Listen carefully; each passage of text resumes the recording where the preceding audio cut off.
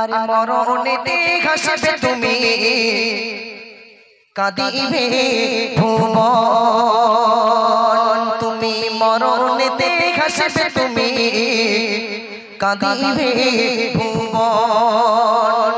আমরা যখন মারা যাব, আমরা যখন এই বাজার ঘাটে যাই, এই বাসন্তী বাজারে যখন যাই, আমরা একটা গাড়ি ব্যবহার করি না বাপ? গাড়ি ব্যবহার করি, কেউ সাইকেল, কেউ মোটরসাইকেল, বিভিন্ন গাড়ি ইউজ করি। কিন্তু মরার পরে আল্লাহ পাক আমাদের দুটো পুরস্কার রেখেছে, জান্নাত আর জাহান্নাম। কি বললাম বাবু? জোরে বলো।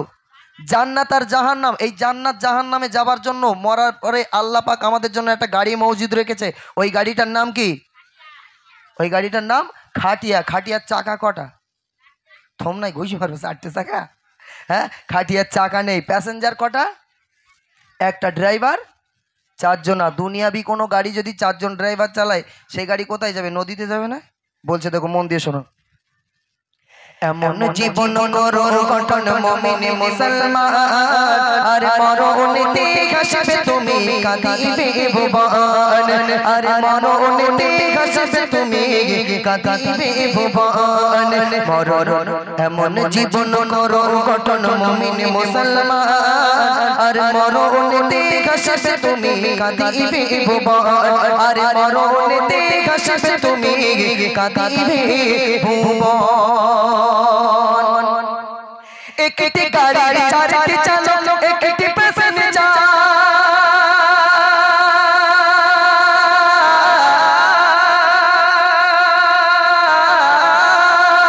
একটি গাড়ি 4টি চালক, একটি প্যাসেঞ্জার। আর যাইবে চলে কবর দেশে, কাঁদিয়ে সবার। তুমি যাইবে চলে কবর দেশে, কাঁদিয়ে সবার। একটি গাড়ি 4টি চালক, একটি প্যাসেঞ্জার। আর যাইবে চলে কবর দেশে, কাঁদিয়ে সবার। তুমি যাইবে চলে কবর দেশে, কাঁদিয়ে সবার। মরণ গাড়ি আসবে বাড়ি, মরণ গাড়ি আসবে বাড়ি, হলে যে মরণ তোমার। মরণ গাড়ি আসবে বাড়ি, হলে যে মরণ। আর সেই গাড়িতে তুলে দেবে আত্মীয় স্বজন তোমার, সেই গাড়িতে তুলে দেবে আত্মীয় স্বজন। আমি আপনি যখন মারা যাব, আমাদের বাড়িতে একটা গাড়ি আসবে, খাটিয়া নামক ওই গাড়িটা যখন আসবে, বাবারে আমাদের কাউকে ভাড়া করার জন্য লোক ঠিক করতে হবে না। কেউ না কেউ মসজিদ থেকে ওই বিনা চাকার গাড়িটা এনে আমার দরজার সামনে হাজির করিয়ে দেবে। আমার আব্বা মা, আমার গ্রামবাসীরা আমাকে আতর, গোলাপ পানি, শর্মা দিয়ে আর সাদা একখানা কাফন পরিয়ে আমাকে সাজিয়ে গুছিয়ে ওই গাড়িতে তুলে দেবে।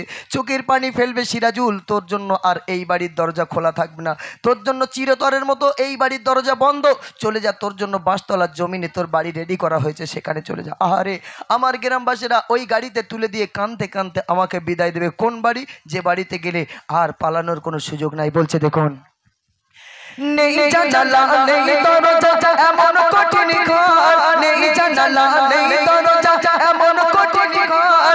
আর দেবে থাকি বাঁশির কাঠি তোমার কবর ঘর, ওরে দেবে থাকি বাঁশির কাঠি তোমার কবর ঘর।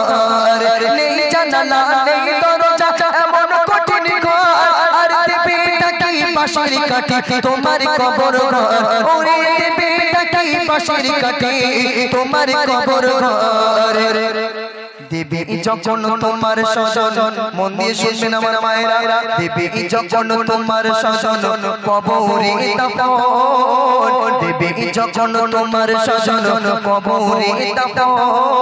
আর মন কানে কি আসবে চলে তোমার কবরে তখন, ওরে মন কানে কি আসবে চলে তোমার কবরে তখন। আমি আপনি যখন মারা যাব, দাফন করার পরে 2টি ফেরেশতা আসবে মন কান্নে কি, এসে জিজ্ঞাসা করবে, স্টেজে এত কথা বলবেন না, স্টেজে জিজ্ঞাসা করবে যে সিরাজুল ইসলাম আমাকে যখন 3টে প্রশ্ন করবে, আমি সেই সময় উত্তর না দিতে পারলে কি অবস্থা সেদিনে হবে আল্লাহই ভালো জানে। আরও 2টো ফেরেশতা কবরে পাঠাবে আল্লাহ পাক মারার জন্য।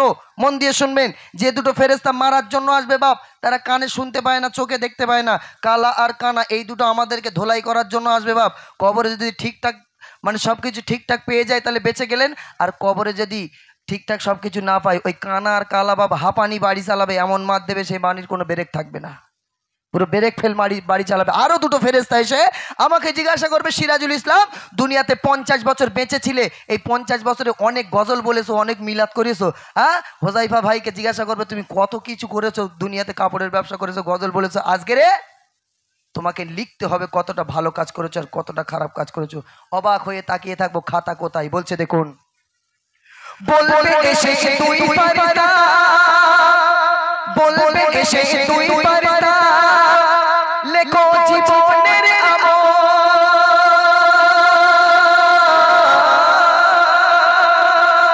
বলবে এসে তুই ফারিস্তা, লেখো জীবনের আমল, আর লিখতে গিয়ে চোখের পানি ঝরবে অনার গাল, তোমার লিখতে গিয়ে চোখের পানি ঝরবে অনার গাল।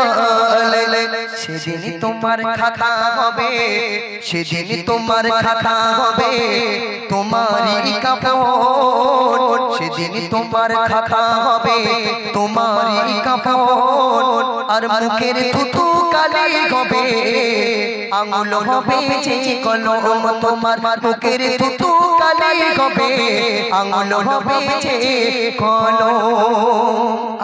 আমি যখন মারা যাব, আমাকে ওই দেখবেন যখন কাফন পরানো হয়, 3 টুকরা কাফন দেওয়া হয় ছেলেদের আর মেয়েদের 5 টুকরা। তো এই কাফন পরা হয়, উপরে একটা লম্বা কাফন দেওয়া হয়, নিচে একটা লম্বা কাফন দিয়ে মাথার দিকে কোমরে আর পায়ের দিকে বেঁধে দিয়ে কবরে নামানো হয়। এই দুটো আমাদের জন্য কাফনের এই দুটো আমাদের জন্য খাতা হয়ে যাবে। গালের থুতুটাকে আল্লাহ কালি বানিয়ে দেবে, শাহাদাত আঙুলটা কলম হয়ে যাবে। নিজের হাতে নিজের আমল সব লিখতে হবে, ভালো মন্দ সব কাজ নিজের হাতে লিখতে হবে। লেখা শেষ, আমার আমল আমার গলায় ঝুলিয়ে দিয়ে ফারিস্তারা চলে যাবে।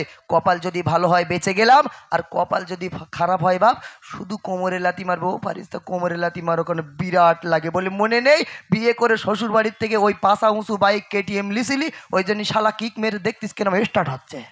আর একটা ফেরেস্তা মাথায় মুগুরির বাড়ি মারবো, ফারিস্তা মাথায় মারো কেন? বিরাট লাগে। বলে মনে নেই 8:30টার পরে সিরিয়ালের মাথা চিবিয়ে খেয়েছিস, আর ওই PUBG আর ফ্রি ফায়ার ঠুসঠাস করে খেলেছে, আজকের ওই জন্য শালা হেডশট হচ্ছে। বুঝতে পারিনি? বিরাট মারবে। এই দুনিয়াতে আমাকে আপনাকে থাকতে দেবেন না। বলছে দেখুন, আখিরাতের করো কামাই থেকে দুনিয়া,